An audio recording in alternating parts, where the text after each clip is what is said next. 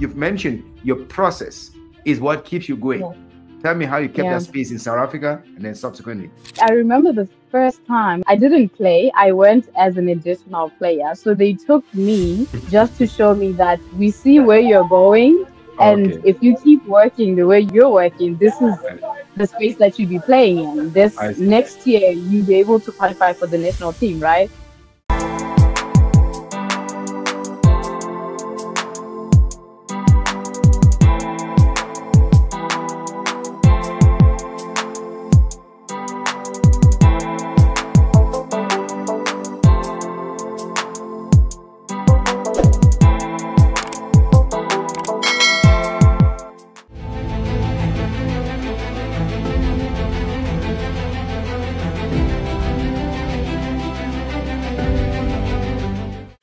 In a perfect world, everything is laid out for you. There's a path, there is water, there's food, and everything is all laid out. But we don't live in a perfect world. Today, we'll learn from a pioneering African female golfer who did not have anything given to her, but she had to go out there and make a path for herself. But more importantly, how she's turning her path into a beautiful path for other young ladies. And not everyone else, not just young ladies. I am talking about the world famous Ouname Mhotsha. Did I pronounce your name right, Ouname? Yes, you did. Thank you so much for having me. Oh my God. I am beside myself. I'm on cloud nine because I'm a big fan of yours. And I thank God for us meeting because I did not know about you until we met. And I'm asking, why is she not taking herself out there and letting the whole world know about her? But today, I am delighted. Even though I'm in US today and you are back home in Botswana. Why don't you introduce yourself a little bit? But maybe first I should say, Lechukilema.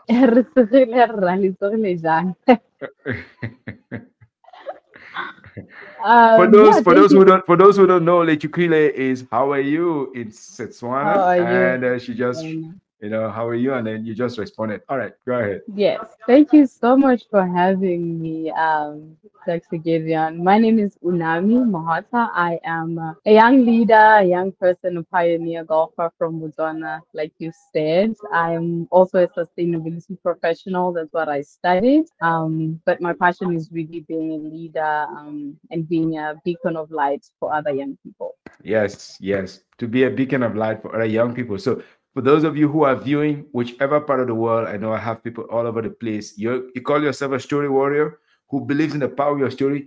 Pull your chair closer and listen to Ouname, how she's been able to blaze a new path all by herself. And now she said, you know what? I want to bring other people along and be a beacon of light, a beacon of hope for them. Take us back to several years. How did you develop your interest in golfing? Because to be honest, you are a unicorn. Golfing is not very popular in most parts of Africa. I grew up in Africa, in Cameroon. I've lived in South Africa. I've lived in Botswana, where you're currently visiting. How did you develop your interest in golfing? There's so many things. There's basketball, there's football, there's a rage about football. How could you keep your cool head and say, guys, forget about your football, your soccer, I'm gonna focus on swinging? Yeah, I think for me it's something that came through our family. I come from a big golfing family.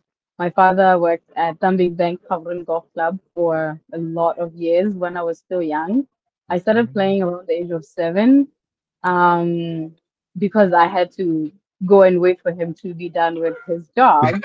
And if you spend too much time around the place, you're gonna end up catching on. But he did actually encourage me to take up the sport because he just felt like it would be something good for us to do, me and my siblings. I didn't like it at first. It didn't come naturally to me. But I have a younger brother that picked it up so naturally, and he was winning all the tournaments when we were young. So there was a running joke at home about how the younger one is bringing trophies at home, but I'm the older one and I'm not bringing any trophies. So that's what sparked a fire in me to just work hard and actually bring a trophy home. So I started practicing secret. I didn't tell anyone that I was working on my swing and all of that. Started practicing in secret because I was like, the next time my parents sign me up in a tournament, I have to bring a trophy home. And for Mm, me, the way I fell in love with golf is I actually fell in love with the process of it, not the winning part of it. So the mm, trophies really, they were an icing on top of the cake for me. But mhm, the part that I really, really love, I can do it any day, any time of the day, is the practice. It's the mm, process. It's the training. That's mm, where I fell in love with him because that's where I learned a lot about Ouname. That's where I learned a lot about setting goals and being mm, able to achieve them because it was just me and the field. There was nobody else. So it was really, I was learning golf, but I was also learning about myself, what I can do when I put my mind into something. So mm. that's how I fell in love with the game. Wow, that is a very cool story of feeling a bit challenged and Yeah. going out there and saying, you know what, little brother, I'm stronger than you, I'm better than you. I can also bring trophies. And talking I'm the about oldest. trophies, you have brought a lot of trophies. I am sure, I've not seen them, but I'm sure you brought a lot of trophies because you have emerged to be a force to be reckoned with. And but things happen. Let me come to that. I want to give a blast first to all daddies. With this, my Vuvuzela from South Africa, to all daddies who encourage their young girls and their Yeah. sons to take an interest in things that can serve not only themselves but for the community. So this one Yeah. is for your dad and for all African fathers. That's the He's loudest I've gonna ever love let. that. Is he gonna be scared by that? Like, oh no, but on a No, he's serious gonna love note, that. okay. On a serious note, you took it seriously and you started winning. And one thing leads to another. One thing leads to another. Your interest starts to accumulate. Tell us how that interest has grown into a profession. Because it's one thing to swing and win, but it's another thing to turn this around and make a living out of this. Yeah, so from the age of 7, started just playing in local junior tournaments. And I think around the age of 12, I had my first coach. So my dad hired a local coach Mm, to train me. So every day after school, I would come have sessions with the coach and work on the game. mhm, And at that time, there wasn't a lot of young girls that were playing the sport. So I had to play with older women that were playing it mhm, socially. mhm, And middle-aged women who were some sort of good in playing in the national team. So the national team was made of middle-aged women. There was no young person or whatsoever. So it was, yeah, it was very weird. You can imagine being a Botswana child. Our culture teaches us to not like mingle with adults. So Yeah, wherever yeah. you are, the Mhm, kids sit with the kids, the adults sit with yeah, the kids. So yeah. here I am playing a sport where I have to socialize and talk to adults. So it was very weird. I was the kid that was always quiet and shy. I didn't know what to say to them. I didn't want to listen to what they were talking about because I felt like I'm just a kid. Mhm, But they loved me. They loved me so much. They turned into a family. So now instead of me being scared of them, I was their child. I was that mm, kid that everybody would support and make sure I mm, go and play a tournament. And because now there wasn't a lot of tournaments I could play in the country since mhm, I was excelling too quick for the mhm, local competition. So now I had mhm, to start looking for tournaments to play in South Africa. I started playing for the national team and all of that. But the support was really amazing. Everybody was encouraging me because it was the first time they had seen a mhm, young person take up the sport at that age. And other parents actually started encouraging their kids to try it out because they're like, we've seen a young person doing really good at this sport. We thought it's just for us adults to play it mhm, when we get out of the office. mhm, But it turns out we can also produce young people and we can have a national team that is made up of young people and we can compete with other countries. mm, So I was now the top in the country. I think I started becoming the number one in the country at the age of 16 until I left to go mm. and study in the USA. Okay, let's clear this again. Let's crystallize this a little bit. Here you are, round about the age of 12, when most young girls are playing Candy Crush or whatever they were playing, Angry I Birds at think the I've time. lost you again. I don't think I can hear you. Like I said, I want to give a big kudos to all the mothers in Africa because, as they say in Africa, every mother is your mother, every father is your father. And you were hanging Exactly. out at the age of 12 with mostly middle aged women, maybe in their 40s, some of them about the age of your mom, maybe. And grandparents. And Yeah. grandparents who have Mhm. accomplished they're using golfing as something to relax, but you're going out Yeah. there and you're whipping them, Yeah.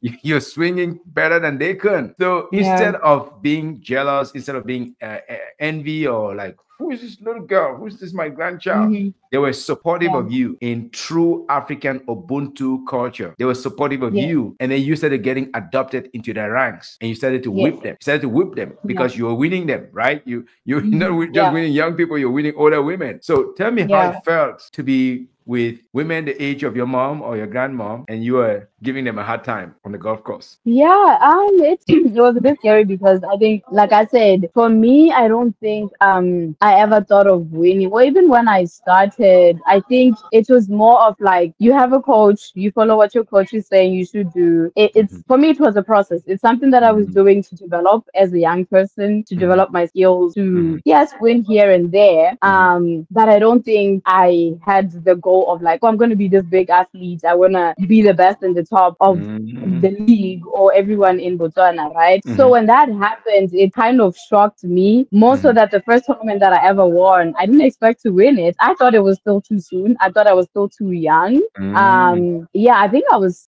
around 14 when Mhm. I won my first tournament. It was Mhm. the local club championship. Mhm. And I was not even leading after the first day because usually it was a 2 day tournament. So I was not Mhm. even leading after the first day. But after the final round, I was just packing my bags in the locker rooms, just getting ready for the prize giving ceremony to go and Mhm. sit and listen who won. Mhm. And somebody came into the locker rooms and they said, "You won the tournament." I was like, "No way. No, I was a bit far yesterday. Mhm. I don't think I Mhm. would have won the tournament." He was like, "No, people played bad today, and apparently you played well. So you Mhm. surpassed everyone and you ended up winning the tournament." I remember shaking. I was not ready to make a speech. A winner had to make a speech because every time when you win as a golfer, you have to make a speech. I was not ready to make a speech. I didn't know what I was going to say. So for me, it felt like it came too soon, but I had to embrace it because I had put in the hours with the coach on the Mhm. practice field. So that Mhm. process was now paying off. Mhm. But they taught me to embrace it. I feel like my golfing community taught me to Mhm. embrace being a champion and to know that it's fine to be a young person and be in a space that there's nobody who looks like you, who's as young as you, and excel in that space. So Yes. I started to embrace it bit by bit. I started to embrace it. And even when now I started stepping into other spaces that I'm very unfamiliar with because everything from there it was new because Mm. now there's no young person that has ever reached my rank. So the Okay. higher I go, there's always gonna be something new that I'm doing. Like first it was you're the youngest playing with social golfers, and then you're the youngest in the national team, and then you are the first one to represent Botswana in Mhm. outside Africa, and then you go to the Mhm. USA for college golf. You're the first female that we've seen that has played college golf, and then you become the first female playing professional. So all of Mhm. I think that first win, it set me up for all the other firsts I had to do. I Mhm. knew that I could get into a space and own it and Mhm. know that I'm able, I belong there, I have the talents, and Mhm. most of all I have the work ethic Yes. to push through and stay there and compete and represent my country. That is amazing. I imagine your parents supporting you to go play in South Africa, where much bigger country with a Yeah. lot more wealthier people who probably have groomed their children to play Yeah. golf. Yeah. And I imagine some of them will be black. Imagine a lot of them will be white. Imagine a lot Yeah. of them will be other colors and whatever they call it in in South Africa. Tell me Yeah. about the first time you started to play outside of the country, and you were basically again the first, from first Yeah. playing with middle-aged women to the first playing outside the country with children from very different backgrounds. How did you earn that space? How did you keep that space? I know you've mentioned your process is what keeps you going. Yeah. Tell me how you kept that Yeah. space in South Africa and then subsequently. Yeah. I remember the first time, the first international tournament, it was in Zambia. I didn't play. I went as an additional player. So they took me just to show me that we see where you're going, and Okay. if you keep working the way you're working, this is the space that you be playing in. This I see. next year, you'll be able to qualify for the national team, right? I So I was see. this young person, and I had not seen other young people that are really good with the sport. So I Okay. go out there and see these young girls that are really good, and You're I'm like, crushing it. wow. Yeah. Wow, so there are actually other young people that are really playing good. And South Africans are good. South Africans are really good. Like the gap between South Africans and other African countries that play golf is always big. Hmm. So I saw the other young girls from other countries, but then when I saw the South Africans, it was 10 times better than what everybody was doing. And I was Hmm. like, when did they start playing? Like we are the same age and they're Mm. already like way up there. But then that's when I learned about golf academies, that people actually go to golf academies. People are Yes. homeschooled. Yes. They do that on a daily basis. What I thought I was doing, and I thought it was too much because in my school there was no Mm. golf, right? Mm-hmm. So whatever training I had, I thought like that was the best that I could do. But then when Hmm. I learned about somebody who doesn't go to class and Yes. they practice all day and Hmm. have classes in between in the comfort of their space and all of that. I was like, wow, that's really good.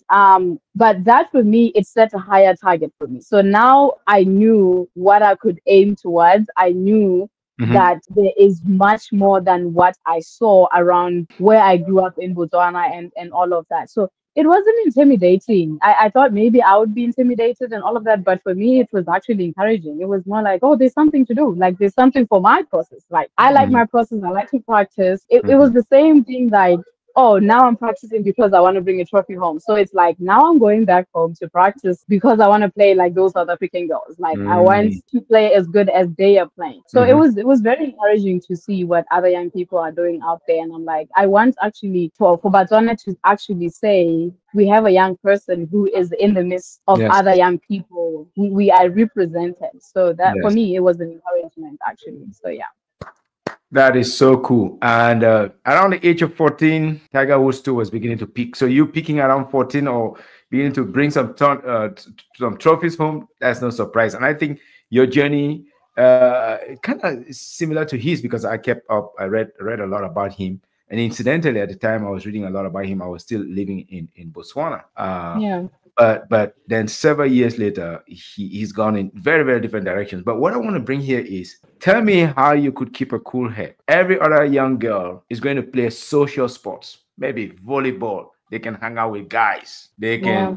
They can get the attention of guys. You are on a golf course. It's Ouname versus Ouname. Yes, there are Yeah. a lot of stymies, a lot of obstacles and all of that. How difficult was that? What sacrifices you have to make? I want this to hopefully open up the eyes and the ears of other young African women, young African men, that it's okay to choose a path that's for you. It's okay to be a trailblazer. It's okay to be a pioneer. You don't always have to do something that's so popular to everyone else. Tell me about Yeah. that process, how you reflected about it, how you kept going back to practice alone, very lonely, Yeah. no attention from the guys. What was going through your mind? To hell with the guys? Yeah, it was definitely a very lonely journey. And so there wasn't young people, remember? But there was guys. I mean, there were a few guys, but so there wasn't, so let's say the structure would be seniors, middle-aged, young people, but more guys in the group Mhm. of young people. There's more guys than girls. So I was Okay. mostly usually the only girl hanging out with guys, right? I see. I see. So it was very lonely. It was very lonely. Like I was hanging out in groups where I really cannot relate with those people. So very lonely, like you said. And then with Mhm. golf as well, most of the time when you practice, you are by yourself. You have to sit there in the practice field in the area by yourself and watch Mhm. yourself make mistakes and feel however you want to feel about those mistakes and make the decisions of how you're going to define yourself with those mistakes. Mhm. Mhm. And most people struggle with that because you could literally miss a golf ball and it's right in front of you and you might just feel like, oh no, I can't do nothing. And then that I can't do nothing turns into, oh, I can't do nothing in life. But you could also turn that into, oh, let me try again. Let me try a different technique. Let me try something else. So it was Mhm. a lot of internal dialogue that was going on with me when I was doing my practices. But like you said, very lonely. But for me, I think I loved it. I think I'm very self-aware and I was very aware of what was going on around me. So I felt like doors were opening. As much as I was playing a sport that I didn't know Mhm. anybody, as much as there were challenges that came with the sport, there were Mhm. so many doors and opportunities that I was seeing. So for the Mhm. older people, instead of seeing them as older people that I can't relate with, I saw Mhm. them as CEOs, as people that I inspire to be. And I Mhm. started asking those questions to be like, how did you get to where you are? Talk about it. How did you accomplish all that you've accomplished? So I started asking Mhm. those questions and just turning what I have around me. But Mhm. also the support that I received, for me, it showed me that I was in the right, I see. because the encouragement I was getting from the golfing community, it really just pushed me to keep going. Because like I said, for me, I saw it as open doors. Like, Mhm. yes, you're doing something that nobody has ever done, but Mhm. everybody's saying you can do it. Yeah. Everybody's saying keep going. So Mm. I think for a young person who is afraid to step into a space, or they find themselves in a space where they don't look like the people that work in that space, or there's nobody in that space, or they feel like they don't even have the resources for that space, which was my case. Like, I don't come from a rich family. My parents are not well off, but I had the support of my golfing community to be able to do Mm. everything that I need to do. Mhm. So I think for me, as much as you see the support, as much as you see the doors opening, just know you're in the right place. Even if you are in a very unfamiliar place, even if you are in a place where there's no roadmap. Like for Yes. me, I didn't have a roadmap. I was like, I don't know how I'm gonna do this. But Mm. the resources kept coming, the people kept coming. Like literally every second step, I would Mhm. see the next New. step. I would see the person who's gonna help me. I would see the person who's gonna take me to the next level and all of that. So that's how I kept going, and that's how I just kept my head down, and that's how I'm still keeping my head down right now. So Mm. That is so cool. So it was one step at a time, and then yeah, it was one step. new set of opportunities present themselves. You earn it, Yeah, you move. You earn you it, move, you own you it, move. you move. Yeah, Earn it, yeah, own it, and move. Earn it, own yeah, it, and move. Okay, perfect. And then you started to realize, you know what? Maybe I could use this thing to get a good education anywhere in the world. Talk to yeah. us about how you ended up working hard, very hard, I'm very sure, to secure a golf scholarship to the United States of all places, which can be very competitive because golfing is like it's everywhere in US. It's very present. Talk about that process of how you said, you know what, I'm gonna harness this. I'm gonna mine this like we mine diamonds in Orapa mine, we mine diamonds in all across Botswana. I'm gonna mine Yeah. this golfing thing and use it to go to college because yeah, after all, my parents are not very rich. Talk about that process Mhm. because that's really where you prove that you were able to keep your head down and not get distracted by the world. Yeah. And that was actually, it was a very challenging time because the only model that I had seen is the Golf Academy model. Like I've said, I've met South Africans that have gone through golf academies because their families could afford that and all of that. But Mm. I couldn't. But I did talk with the sports administration to see if I can get a golf academy in South Africa, because I could see that that's the model Mhm. that I use. So like, can I try that model, Mhm. see if it works for me? It didn't work out as I Mhm. expected. So it was challenging because at some point I felt like maybe that would be the end of my golf career, because I had competed in Botswana local tournaments. I'd reached that ceiling. So I needed to go out of the country. I needed to do something more challenging. And I knew Mhm. that the next level had to be outside of the country. I Mhm. didn't know about college golf at that point. So I went to University of Botswana for about 2 years while I was looking for scholarships, Mhm. and what to do next with my golf, because I knew I didn't want to leave it. I was always an academic student. I always took golf and my academics both Mhm. hand in hand as equals, because I knew I would get opportunities for a living for both. So Mhm. my academics were progressing, but my golf was lagging behind, and I wasn't happy about Mhm. that. Um, Went and represented the national team in Tunisia. I think that was 2016. I met a lady from Kenya who resides in the USA. Mhm. I played with her in the same group, and she was like, "You are good. Why are you not in a US school? Like, why are you not playing college golf?" I Wow. was like, And I this didn't. and that was in Tunisia. You met her in Tunisia. I just met her in Tunisia. We went to play a golf tournament. Mhm. I was like, well, I'm actually in the process of looking for opportunities outside of Botswana right now. I'm looking for how I can grow my golf game and all of that. I had heard a little bit about college golf, but I still didn't know the process. I didn't know who to ask, what Yeah. applications, where do I even start? right? Yes. So to me, she was really God sent at the right time. Wow. And that process became very quick for me, very easy. She already knew a school that was looking for players, No connected kidding. me with the coach. I sent my videos for evaluation, got accepted right on the spot. So for me, like that's what I'm talking about opportunities being there, like just Mhm, taking it one mhm. step at a time. Yes. That door closed, but I knew that I still had to do something with golf. I didn't know how, I don't know when, but Mhm, I just kept going. I kept practicing, and mhm, that opportunity came from that lady. So I got a full scholarship to go to study and play golf at Alcorn State University in Mississippi mhm. because I had started in University of Botswana. So I only went there as a transfer student, did there 2 years. I got my bachelor's in agriculture economics. I still kept Wow. my academics and my golf going. From Wow. there, I got another scholarship because with the USA you are given 4 years to play college golf. But because I came as a transfer student, I had a few extra years that were remaining to use to play golf. So I was Mm. like, I might as well utilize them, but get Mhm. my master's degree at the same No time, right? kidding. No kidding. So I got another full scholarship to go to the University of Arkansas in Monticello, and I Mhm, got my master's in forest resources because I had fallen in love with environmental sustainability. I wanted that as my career. mhm. So yeah, that's how I ended up in the USA. And around this time, that's when I realized how far golf has taken me, and just actually realizing that I have a master's degree that was paid for by Yeah. this sport. It's not just a sport anymore; it's a career. Yeah. And that's when I started thinking about professional golf because, like, Mm. every time I reached another ceiling, I just see a new possibility. I was like, Yeah. okay, professional Yes. golf doesn't seem too hard anymore. It's right here. I see the ladies that I used to watch on TV. I Mhm, see them. I look at my game. I compare it with them. I'm like, it's not impossible. It's not too far. So I pushed for professional golf.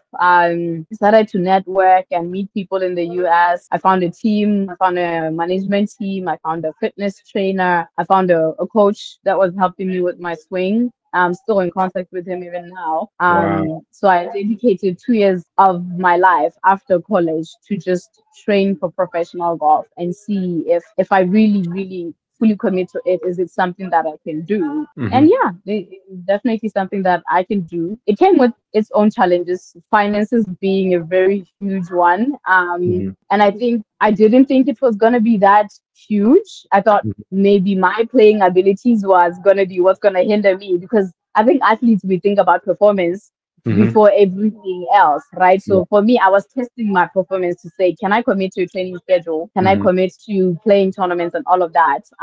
But finances ended up being the challenge of actually playing professional golf, and that's mm. what I'm still trying to navigate right now. And I'm happy to navigate that. I've learned that challenges present themselves for a reason. And I think that finance challenge, it also taught me to actually help other young people learn how to navigate finances when Mhm. you're an athlete. Because I don't think anybody ever tells us about navigating finances as you're an Yes. athlete. They tell us train, Yes. train, be good, somebody's gonna pay for your expenses. But how do you meet that somebody? How do you brand yourself to Yeah. actually Yep. make sure that you have the money by the time you reach your peak? How Yes. do you go about that? We don't have that training. So that's part of what I'm doing now for myself and for other young people to learn how do you actually play sports and be at a better or a good place financially. This is interesting. All right. So, for those who are not familiar with the beautiful land of Botswana, it's a landlocked Yes. country in southern Africa. Shares natural borders with South Africa, Namibia, Zimbabwe, and I don't know if there's any other, but fascinating land with Yeah. population density is not as high as most other places. And I can speak with a little bit of authority because I've lived in Botswana, and I love Botswana to death. With low population density, but very organized society with an effective government system that runs democratically. So Yeah. from Botswana to Zambia and back, from Botswana to South Africa and back, Botswana to Tunisia, and then you find someone who was able to help you find a scholarship to a US university. Boom, of all places, you landed in Mississippi. But as a Yeah. transfer student, you come out on top quicker than most others, and you did not want to waste any time. You took time and you went played. At the same time, Yeah. you went to University of Arkansas Monticello. That's what you mentioned. You had a master's Monticello. degree. So I'm trying to Yeah. map here. There's a lot of zigzagging here, moving far away from farther and farther away from home. And you finish your Yeah. master's in Arkansas. But I was fortunate that we met in Dallas, Texas, through the beautiful auspices of the African think tank. Thank you. Yeah. Kudos, shout out to African think tank for meeting this Yeah. amazing African pioneer and trailblazer. So now you live in Dallas. It appears you are still navigating the challenges of going further with your golfing career. But what do you do in Dallas? Looks like you are still involved, very much involved in the golfing community. Yes. So I moved to Dallas because I was looking for a place in the US that can help me grow and scale up into what I'm involved in my workspace, the environmental sustainability space, in my golf space as a player, as a professional golfer, but also as a young leader and a founder of a nonprofit. Mhm, I wanted a place where I can network and base myself and grow. And God led me to Dallas. So it's mhm, been amazing to live in Dallas for the past year. I moved to Dallas in March 2024. mhm, Met amazing group of Africans through the think tank, like you said, mhm, and networked with amazing golfers. I worked at Cedar Crest Golf Course for a while. They have amazing tournaments that they host there. So I learned a lot mhm, that I'm going to implement in my nonprofit. They have amazing youth programs, golf programs, mhm. so that I step ahead into what I'm trying to do with my development projects Mhm. under my nonprofit. So yeah, that's how I ended up in Dallas. And you're still involved in golf quite a bit, right? I'm sure. Am I wrong? Give me shed some light if you don't mind. Yes, I am still involved in with golf quite a bit. I actually started doing a little bit of some coaching as well, which I tend not to be good at. So I think I'm just spreading my wings Now I'm high at this point. beginning to check my hands. Do you have what it takes to go and swing with a trailblazer? I'm asking myself, do these hands, do they have what it takes? I You don't know. do. I'll have to come out and see. You can show me how to get a hole in one. Okay, Yeah, you're fine. more Maybe than I welcome. can start with a birdie, but you interested in coaching professionals of all backgrounds. So is that Mhm. something that you hope maybe you can do in Dallas area or in other parts of America or back home? And we're not talking about Tanya Manana yet, but I just want us to talk about Mhm. how you are beginning to have an impact in the Mhm. community and helping people who have no clue what golf is to show them this is how you hold a golf club. Yeah, I think coming from Botswana and just having the spirit of Ubuntu, Botu, and sharing and caring, even when I was still young, being the only girl that played golf or being the only child that plays golf in my school, I would want to bring other kids from my class with me. Hey, come on, let's go try golf. Come and see what this thing is. Try it out. See if you like it. If you don't like it, that's fine. So I've Mhm, always done a little bit of that every stage of my life. There's always something that I'm doing to just bring mhm, other young people. Even with my academics at the University of Botswana, I was involved with a lot of student clubs, leadership, mhm, mhm, social clubs, just taking other young people and sharing whatever I have, what I've mhm, accomplished, and making sure that as I grow, I'm growing with other young people. So mhm, I think the first event that I did was coaching and introducing young people to golf was actually in Botswana before I mhm, even left to go to the USA. I partnered with the Blue Tree. It's like a low social area where mhm, people can go and play golf. Took some kids from a non-profit organization, went there, had them partnered with local coaches, hit golf balls. I think just that introduction to know that I can hit a golf ball, I can go hit a golf ball. That's a conversation they can take home and say, Mom, today I went to play golf. Today I hit a mhm, golf ball. Oh, what is a golf ball? Oh, I can take you. Let me go show you. There's a place you can go play golf in Botswana. So yes. that's just something that I've always naturally done. And going into being a college player at the University of Arkansas in Monticello, it was a small school. They didn't have a professor. So most golf courses, they have a coach that is based in the golf course. They Mhm, didn't have a golf course. So during mhm, the summer when we're not playing, I would do junior clinics for them, coach mhm, the kids in the local area. And that's how I for me, I thought about it as giving back. I didn't think about it as coaching, Mm-hmm. but somehow I guess I was honing that skill without knowing it. Mm-hmm. So when I took the job at Cedar Crest Golf Course in Dallas, it was more so to network, to work inside the golf space because now I had a nonprofit, I had projects, and I wanted to know how do I network inside the space of golf, not networking from outside the way I was doing, where I meet people once in a while. I wanted to meet people every day and have conversations and see how many Mm-hmm. people pass through a golf course, what type of people pass through a golf course, Mm-hmm. what kind of people can I meet, right? So part Mm-hmm. of my job had to be coaching. I was doing the administrative part, I was doing tournament operations and organization, but part of it had to be coaching. Ended up being my favorite.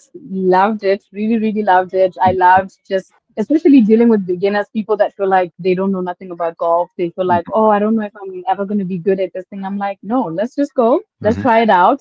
I Mm-hmm. had a step by step low program that I would just take them just so they can come down and try it Mm-hmm. piece by piece, not trying to like try everything all at once.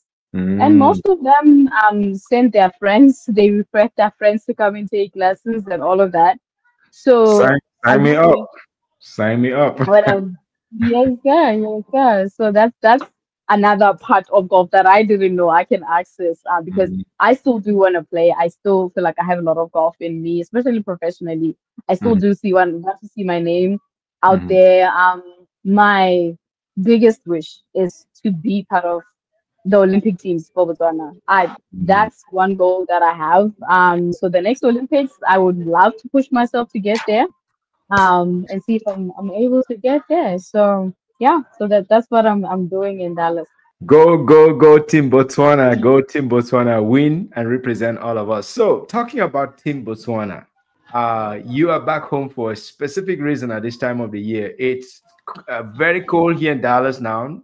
It looks like you took flight at just the right time before the freezing temperatures came in. You're in Botswana, Yeah. and I gathered from the media, CNN, and the rest, that you're back home for a very special reason. Story Right. Warriors, pull your chairs closer and let's fill you in on some details here. Why did you have to go back home at this time? Is it just to run away from the cold in Dallas, or is it for some reason much, much bigger? Should I ask the question again? Yeah. So I no, I had the question. Well, okay. Okay, perfect. Yeah. So I'm in Botswana. It's a very amazing time. I haven't been home at this time of the year in a long time. So I'm really happy because that's when all the food and everything, the weather is Yeah, perfect. make But me I jealous. Make me jealous now. Do it. Rub it in. Rub it in. Rub it in. And anyone who has been to Botswana will be like, okay, Ouname, yeah. thank you for adding salt to pepper, salt and pepper to the wound. All right, please go ahead. I'm sorry. Yes, sir. So I came to Botswana because I got a text from my manager who is local here in Botswana to say DBS, the diamond company, would love to do a commercial with me to shoot their Talent Unearthed commercial, just to tell the story of Botswana Diamonds, but to also unearth talent in Botswana and show people that there are young people in Botswana that are doing great things that deserve to be given a platform to shine, to show what Botswana has produced, Mhm, and all of that. So yeah, I've been here for about a week now. I did the commercial with them last week. It was amazing to be home. I had not done a commercial at home in home grounds where the people at home, the people that really supported me and groomed me, got to benefit and got to see and got to be part of my story, right? yeah. Because for me, I feel like they are the ones that raised me. They're the ones that saw the talent in me before I even saw it. Mhm, So I'm really grateful to DBS for that, for giving me the chance to actually include the most important people in my story, to give them a platform, mhm, to be recognized for what they've done and to give them their flowers. So yeah, the mhm, commercial is going to be coming out in March. So to look out for that, we will definitely share it in my social media platforms and we hear about my story. My father got to be featured in the commercial, so they told his story as well about raising a young girl like me, what challenges he had to face, what did he see, how did he even know that his daughter was talented and all of that. So yeah, it would be amazing to see the final Mm, product. that is so cool. A big, big, big, big shout out to your dad once again, and Yes. also for DBS for Yeah. recognizing that diamonds come from the rough, for Yeah. recognizing that you are a symbol of Botswana, just like Yes. diamonds are a symbol of Definitely. Botswana, and for Yeah. picking up that diamond from the rough and shining it And and bringing it to harnessing the it. world. I give that big shout out to DBS for recognizing that, because once we met, once you introduced yourself to me, I said, "Oh my God, she is a diamond. She's a diamond." Yeah. And yes, you are a true diamond, but you're more than just a diamond. You are also, diamonds play with diamonds. Who else did you get to meet in Botswana?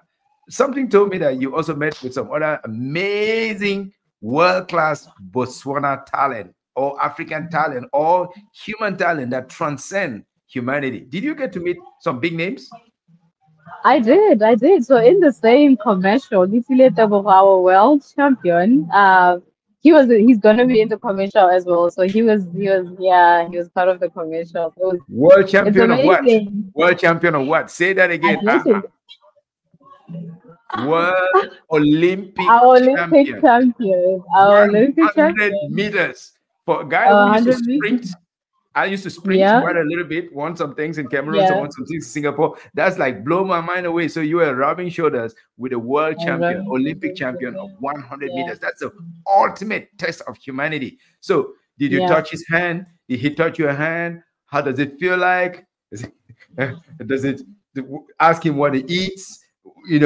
Tell me something about our world champion, because he I represents know. So 1.2 billion people in Africa. I know, I know. He's such an inspiration. Actually, funny part, the first time I met him, we bumped into each other in the airport last year when I came home to host one of my events. So that's when I was still starstruck. I had to like stop him and ask for a picture. I haven't sat down and had a conversation with him. I Wait, by will that, because I was he already the champion at that time? Not yet. He wasn't a yes, champion yet. yeah, he was fresh from the Okay. Olympics. Okay. All Yeah, right. Go yeah, ahead. he Go was ahead. fresh from the Olympics.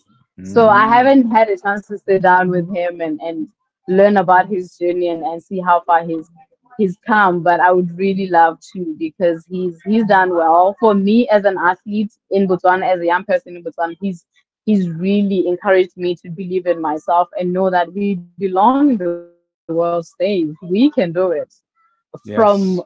home ground, from being trained in home grounds, we can do it. So he really encouraged me really well, especially in my professional journey, because I felt like every part of my journey, I always need that one spark that just tells me, Ouname, this is it, go for it. Because it's always scary when you are Yes. a pioneer and you get to a new level. You believe in yourself, but there's Mhm. always that one push that you need. For Yes. me, it was Yes. definitely that push for me for professional growth. So I'm really excited for the next couple of years, what I'm gonna do. I feel like that will be really the beginning for my professional golf career to take peak. And I think it's an amazing time for sports in Botswana after what Yes. he's done. Yes. I read somewhere that sports is coming back in schools because it was paused for a while because of COVID and all those restrictions, but they're Okay. bringing sports back in schools. So it's really an amazing atmosphere for sports in Botswana right now. So I'm excited to see what that Mm. means for me as a golfer and the project that I'm doing and what we're trying to do for the country. All right. Did you get some photos with our world champion? I Or is there did. are there any I did. prohibitions around that? I hope we don't have to go ask some foreign government. Can we use a photo of our brother, please? If you have the photo, send them along so that we can because when you win, all of Africa wins, and by that I mean 1.2 billion people. You represent all of us, all of you guys are superstars through your Yeah. hard work, through your hard work. And we adore that because that's something that's ingrained in us, but people don't talk a lot about it. Yeah. People don't talk about the African work ethic. The African work ethic Yeah. is miles and miles apart. But take us to your the beginning of your golfing career, and also why you've started your own Mhm. foundation, the Tanya Manana project, which is to give back. Tell us a little bit about that, because that is very, very important. For us in Africa, winning alone is not sufficient. Want to go fast, go alone. You Yeah. want to go far, go together. You want to go together with many other Work people. So together. talk about Tanya Yeah. Manana. Yes. So for me, like I said, it started when I was just starting with golf, realizing that, oh, I'm the only girl. I'm the only person in my school that plays this. Invite other girls. Invite one girl. Take two girls with you. At some point, I would even go set up golf courses, or I mean, golf balls and equipment at the fields at those schools to take the spot to them, just so they can say, I've touched a golf club. I've Mhm. seen a golf ball. I know what this is, right? Mhm. So I just kept growing with that. I kept giving back however I can with whatever I can at every stage of my life. But I knew that at some point I wanted to do something that is more impactful. I wanted to do something that would be a legacy, something Mhm. that can stand on its own even when I've retired and I'm not here anymore, something that will benefit generations and generations to come. So I started writing down ideas and what I can do. Started small with a WhatsApp group of girls around Africa, girls that I know they're like me. They're Mhm. good, but they don't know what else to do with their talent because they're just Mhm. stuck in the country. They've Mhm. surpassed the amateur level in the country. So got them in a WhatsApp group, just started having conversations with them, finding out if they finished high school. If you finished high school, do you know you can go to college golf in the USA? How do we find sponsors? How do we find the funds to get you to do your applications and get you on a flight and make sure that you can go to the US and study in a school? Or if you can't come to the USA, what can you do now that you are a golfer and you are in Ghana, or you're a golfer and you're in Zambia? What can you do Mhm. with that sport? What can it do for you? Even if you Mhm. don't end up being world number one, you play a sport that is very powerful economically. You can Mhm. use it for yourself. Whatever course you end up studying, you can start going study agriculture, but you can use golf for networking. You can use golf for your Absolutely. business ventures and all of that. Absolutely. So just sharing that light with them and showing them that, hey, you have something here. Use it for whatever you can do for yourself, for your Mhm. family, for your Mhm. community. So that WhatsApp group, it was just Mhm. conversations. And it was just trying to show every girl that they are important in whatever way they are in their own way. Everybody's unique. Everybody has their story. So let's not all try to Absolutely. be Tiger Woods, because I think the way we were raised is like train so you can be world number one, train so you can be like Tiger Woods, but not everybody's Mhm. going to be Tiger Woods, right? Yes.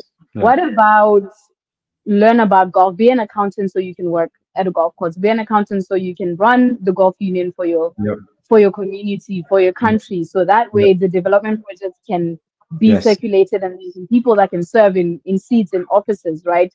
So Mhm. that is the conversation that I'm having with these girls to say, if you don't make it professionally, there's other ways that you can still use golf. So don't just give Yeah. up the sport because it didn't work out for you the way you thought it'll work out. So Yeah. started WhatsApp group went grew into a mentorship group.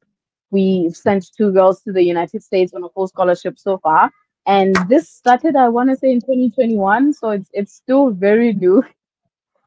Wow, you've already scored big. Two young girls in United States on full scholarship thanks to your golfing prowess.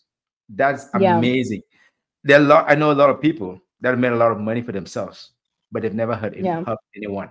But you already paving a path. You're paving a path, a trail for new young golfers to find their own path. So talk about that process and where they are and what they're doing, because that's yeah. growth. So That's growth right there. yes, that is growth. So the first girl that we sent, she's from Kenya. Her name is Faith Ontune. She is at Southern University in Louisiana. Mhm. She's studying accounting. She's on a full scholarship, so that means all her expenses are paid for. And she's just using golf for what she can use it for, but she's also studying accounting, so she can have a double career like I have, and she can use it for whatever she can use it for her economic purposes and all of that. The second girl is actually my younger sister. Mm. Her name is Ouname Mhotsha. She is at Western Texas College yeah, in Texas. Mm. So she's also studying business administration, and we still have other girls that we want to roll out in the program. And then other girls, we have girls in Ghana, we have a girl from Burkina Faso, we had a girl from Zambia who was in the group as well. And then also as part of Tanya Manana projects, we do have a local team that is based here in Botswana, and most of those are young people. Actually, maybe 95% of the people that work in the administrative part of Tanya Manana project are young people, because I wanted to empower young people. I wanted it's an organization or an initiative that is run by young people, because I think we had this thing of, oh, I have to wait until I'm like a manager for me to be able to do something and impact, do something that impacts other young people, right? So I'm the whole meaning of Tanya Manana is just to say, wake up, young people. You don't have to wait until you're old or you're in middle age to actually give back, to actually do something Mhm. good, or to actually do something that you are Mhm. scared of doing, something that is Mhm. big, right? So Tanya Manana Mhm. project is really just to get young people out of their comfort zone, put them in positions. We host golf courses, golf fundraising tournaments. They sit in, they talk to the golfers, they learn the golf language, Mhm. they talk to the sponsors, they ask for funding, they have to write invoices and learn how to do all those skills that can benefit them in their own lives as well. So Tanya Manana is just that, and I don't want it to be just a golf thing. I want to actually partner with other sporting codes Mhm. so we can learn that what they are doing, and Mhm. especially sporting codes that are already doing better in Botswana, right? So we can know what they're doing well. How can we try and catch up as golf, catch up to them and produce more talent and have more Liti and all the other stars that we have in the country. So Mhm. that's what we're doing under Tanya Manana project. It is under the Ouname Mhotsha Foundation, and we do want to have partnerships in other countries, in the USA as well. That is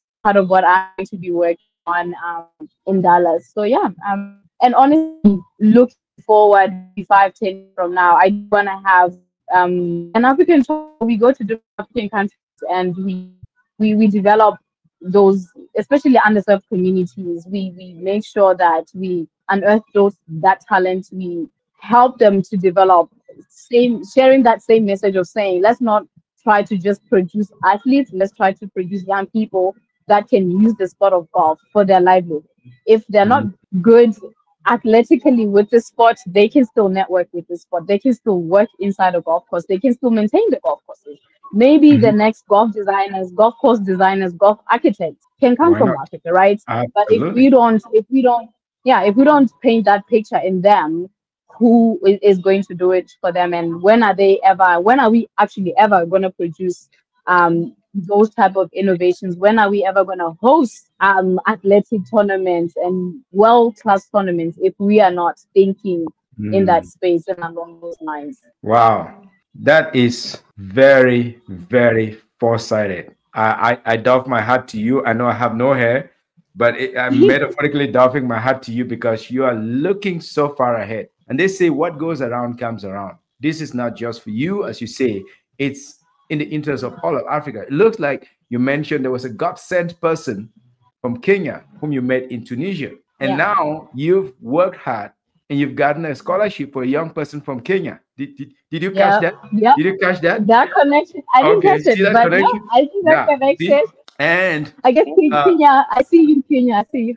yeah, so shout out to Kenya. And then you're talking about Burkina Faso, you're talking about Ghana. And they say Ghana. it takes a diamond to find a diamond. It takes someone with a diamond mindset to find a diamond. So Yeah. DBS found you, you're finding other diamonds in the rough Yeah. in Ghana Yeah. now, in Burkina Faso, and so on. So I'm wondering about how many young ladies are under your mentorship or are within the Tanya Monana project on your WhatsApp. If we look at your WhatsApp, about how many of them are there? And it's not about numbers, it's just about to say, give a, put a Yeah. little put a face. hmm Yeah, so in the mentorship group, there is about 7 girls in there, all from those different countries. Mm-hmm, So we have the mentorship group, then we have the administrative team, I mm-hmm, think, and then I have my board members as well. mm-hmm, So putting all those people, I think it could be a team of about 20 people right now that somehow involved, impacted, and mm-hmm, benefiting and working towards mm-hmm. Tanya Manana project.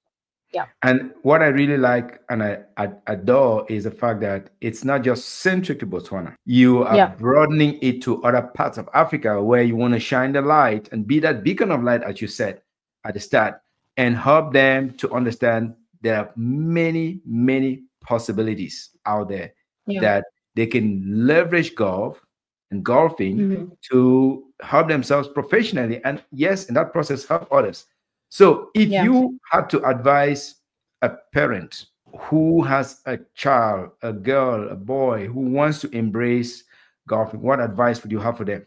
Ooh, I would say they should go for it. I would definitely say they should go for it because I think there's a space for everyone, honestly, whether you just want to use it for professional purposes, whether you want to use it for leisure purposes. I think they should definitely go for it. And I think they shouldn't be afraid to go literally walk into a golf course, even if you don't go out there to play. Go there, sit there, have a drink, Mm, network. You never know who you're going to meet, right? So just go there, go to a golf course. If you live next to a golf course, wherever you are, I challenge you to actually go to a golf course, have a drink there, ask a question, rub shoulders with whoever you rub shoulders with. You never know.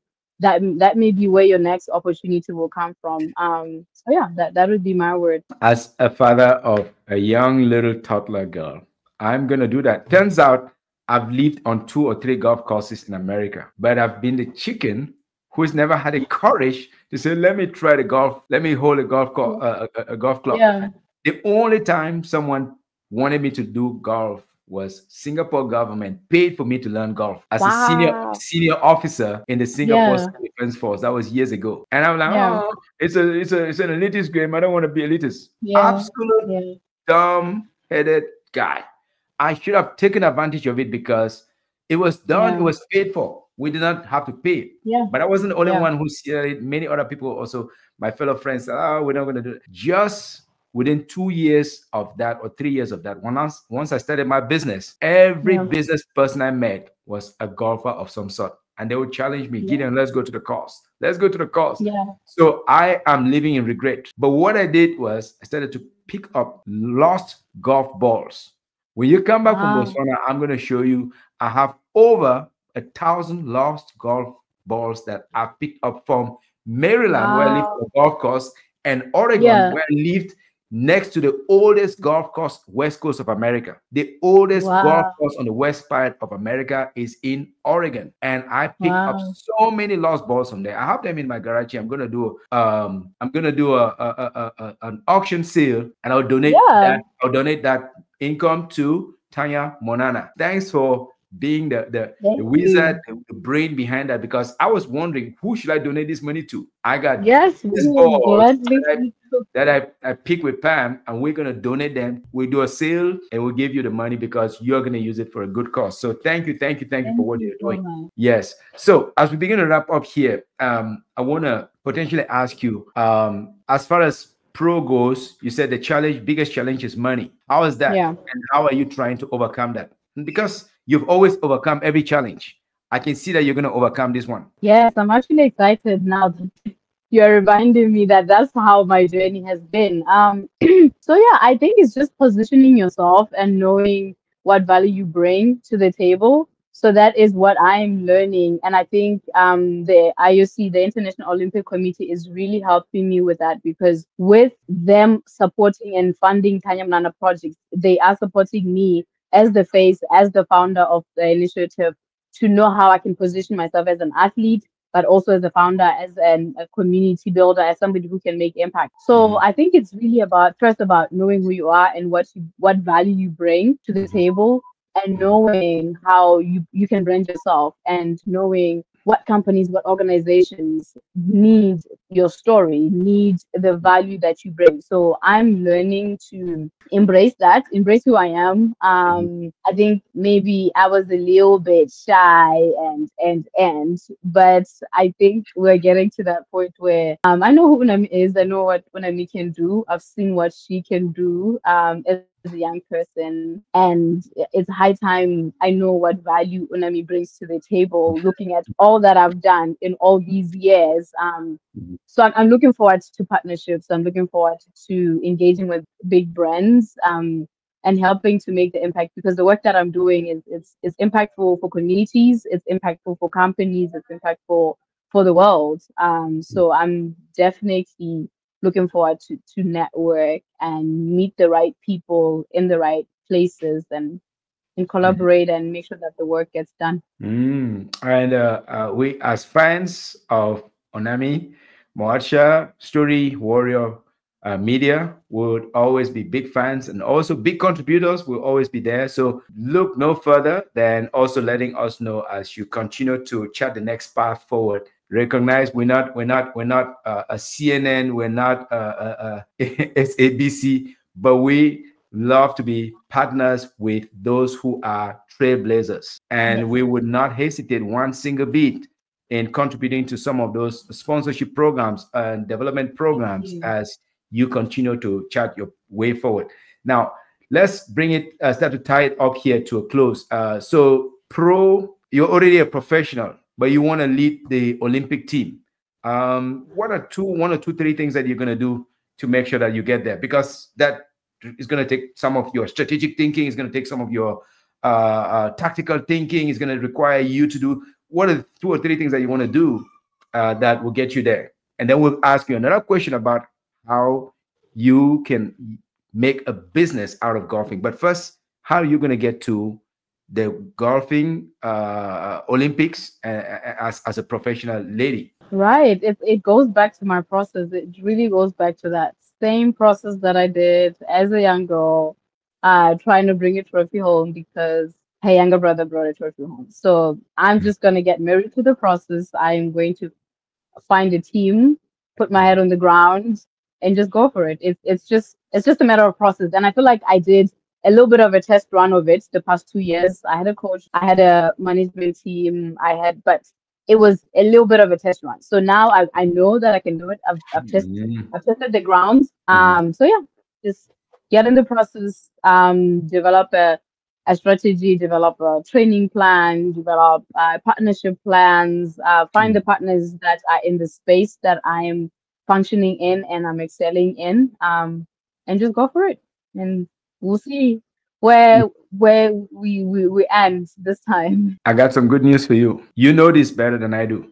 The PGA is moving their headquarters to where? They're already in Brisbane. Dallas. They're They're already already they're they're already in already Dallas. So you are yeah, living near to the world headquarters of so-called yeah, U.S. headquarters of golfing. There is no way if yeah, anybody can make magic, if anybody can make rain, it's you because yeah. you are right next door to it. I'm So right there, as you right begin to network in that community, as you begin to partner, as you begin to serve through service, you're going to open up yeah. doors, not just for yourself, but for a million other African ladies. Now, let me ask you this: what is this is the last part, which is just a fun part and quick question, quick answer. If somebody came to you Hmm. and say, Ouname, you have accomplished so much. What is some advice that you have for someone who's struggling? Should I just be an academic, or I can do both academic and sports? What advice do you have for them? I would say go for both. I would say go all out. I don't see the reason for us to limit ourselves. I don't If you can do both, do both. I don't think you have to choose. I've done both and I struggled at the beginning because the model that I saw when I was growing up, it was either you go academics or you go sports. You had to choose. People didn't feel like people can juggle both. They felt like Mhm. one will always take away from the other but from my experience, one always watered the other. So I got a Mhm. scholarship to play golf. Mhm. I golf got me my academic credentials and all of that. Mhm. And after I was done with school, Mhm. school paid for my golf, right? Mhm. I got to work a job that I studied for through golf and all of that. So for me, Mhm. they've always kind of like fed into each other and Mhm. they made me whole, right? So whenever I'm just doing golf and I'm not doing school, I just felt like something was missing. Or if I'm just doing school and I'm not doing golf, I felt like something was missing. So I would say they should go for both. If it makes them feel whole, if it lights up the fire in their hearts, they should Mhm. go for both and just go all out. We only have one life, so why should we not go all out? Okay, now I hear you. So you have your master's degree and you've still turned professional and you're still running a foundation. You're still doing many things. So there's no reason to limit And I'm ourselves. still going to do my PhD Are you as still a gonna do? professional golfer. There you go. Still gonna even go even Yeah, further and further. So yeah. are there some business lessons? Because we have a lot of business people that tune in here. You've used golf as a metaphor for life. You challenging Yeah. yourself, like Ouname versus Ouname. And Hmm. business people, sometimes I'm an entrepreneur. I'm sometimes it's very lonely. It's me versus Yeah. me. It's not me versus others. What some Yeah. 2 or 3 lessons you may have for people who are struggling in a business lessons from someone who has dabbled in many things and succeeded?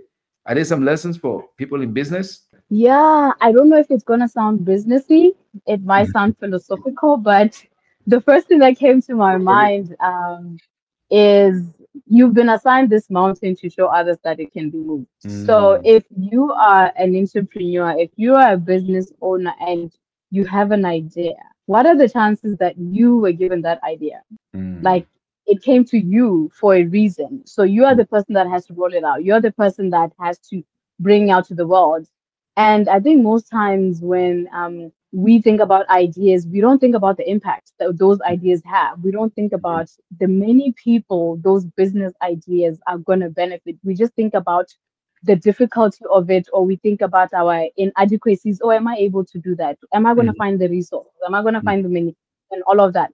But as I look back in my journey, I've realized that all the ideas that I had, the resources were already there, the people were already there, and mm, I was the person that was supposed to do it. There was nobody else that was going to do it. So, had I not done it, I would have stood in the way of so many other people and mm, so many other blessings and stood in the way mm, of people's lives. So, mm, I would say, yeah, if an idea comes to you, it came to you for a reason, and mm, you do have everything that you need mm. to bring it to life. Wow. Story warriors, all those entrepreneurs out there, did you hear this? That's coming straight from the horse's mouth. You heard it from the guru who has been able to pave her own path in home and far, far away. So, to wrap this up, if someone came to you and say, Ouname, what's the best book I can read? Or what book would you recommend? Ooh, there is a book that I still need to read. I bought it, I haven't read it. It's called The Diary of a CEO. It's by Stephen Ballett. He's actually a Botswana, but raised in the UK. Yes, I know. Um, I've been following that guy. He's yeah, of I've been following that guy. mixed Nigerian and British Nigeria, parentage. yes, Yes. yes, yes. So I've been following him. He's amazing. I love his stories. I love how he's approaching life. Mhm. I think it's more holistic. I think Mm, we do need that in our generation. So I would mm. definitely say people should check out that book. I will absolutely get my copy today because I've been following his podcast last couple of months or last couple of weeks, and I think he's Mhm. phenomenal. He's barely like 29, 30. The things that he has Yeah, done are just yeah, crazy, absolutely yeah, crazy, crazy. exactly. I watched his Yeah, interview with Simon Cowell, and I've talked to 1 or 2 other people that know him. So he's born yeah, in Botswana, go Botswana. He's of mixed African and British parentage, go Africa, go yeah, Britain, go human. Now, yeah. if someone came to you and say, Ouname, please help me. What is your favorite quote? Do you have anyone to dispense right off the bat, or? Yes, I do. I have one from one of my favorite leaders that is actually influencing my story of how I want to leave a legacy for Tanya, and that's Mr. Nelson Mandela.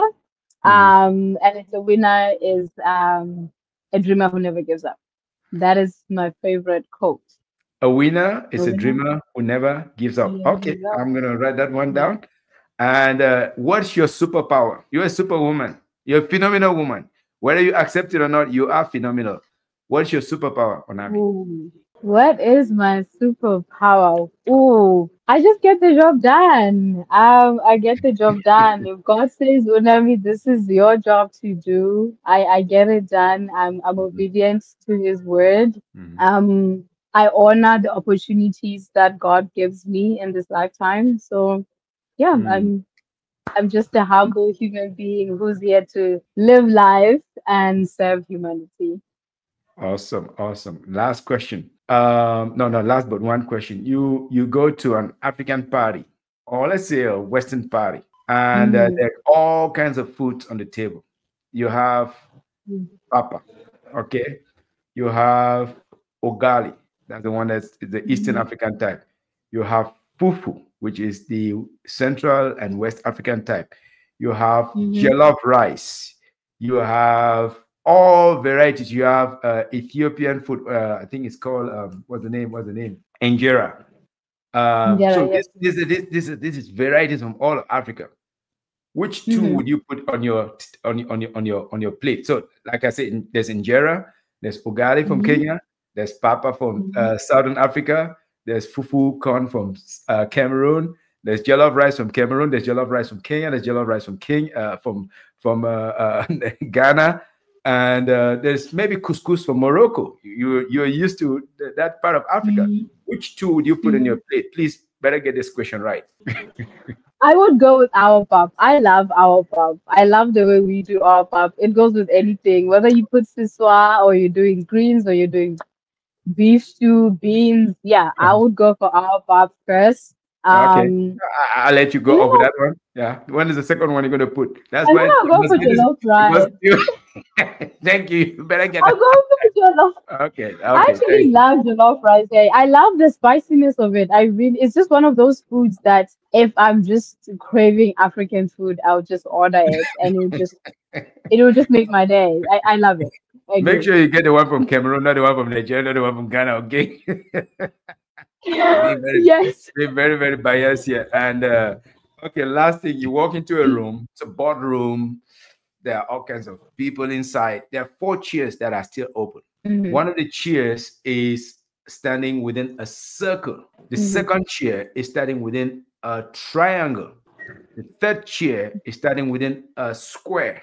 And the fourth Mm-hmm. chair is standing within a squiggly. That means kind of twisted. So again, there's a circle, there is a triangle, there's a square, Mm-hmm. there's a squiggly. You're free to choose from any of the four chairs. Which one would you likely sit on? That's gonna be a hard one. That's gonna be a hard one. I wanna sit on one that I can see everyone. I don't know which one that's gonna be. In fact, all of them you can see everyone. But the only I can question see is, everyone. yeah, from each one of them you can see everyone. But they are distinct chairs. There's a circle, there's a chair standing in a circle, there's one standing in a triangle, there's one standing in a square, and there's one Mhm. standing on the squiggly. I want to say a circle. I'm just thinking of our kota, our Botswana kotas. We do things in a circle. Even just in Mhm. our home villages, we always sit in a circle around a fire. That's where Okay. conversation is shared. That's where wisdom is spread. Yep. So I'll go with the circle. Thank you so much, Ouname. Turns out from the science of psychogeometrics, the people that choose to sit around the circle are the people that like harmony. So you are a woman of harmony, besides being a phenomenal woman, a professional Thank golfer, you. a trailblazer, an academic, a scholar, and yet you do it with a smile. So thank you so much. Is there any final word for anyone who is Thank aspiring you. to do Thank something? you. Thank you. Thank you so much for having me here. Anyone that is aspiring to do anything, do not settle. Go for it. It actually costs you more to settle than you would know. So just go for it. Even if you mess up, even if you fail, going for it is way more beneficial than not taking any chances. Thank you so much, Ouname Mhotsha. You have been a blessing to us this day. And to all of you, the viewers, learn from her, share her story, let it touch the lives of 1.2 billion people in Africa. This has been an absolute pleasure. This is another episode of the Story Warrior podcast. My name is Gideon Fumukwai. Call myself the Story Warrior because I'm a dreamer who never wants to settle, if I could use your words. And yes, more Okay. importantly, it is another opportunity for us to touch, encourage, and lift up one another. From a boy with a weird name and a goofy accent from the hinterlands of Africa, having a great time in the heartlands of America. Thank you so much. See you next time. Peace, love, and Thank pumpkins. you. Yeah. See you. Travel safe. All right. Thank you.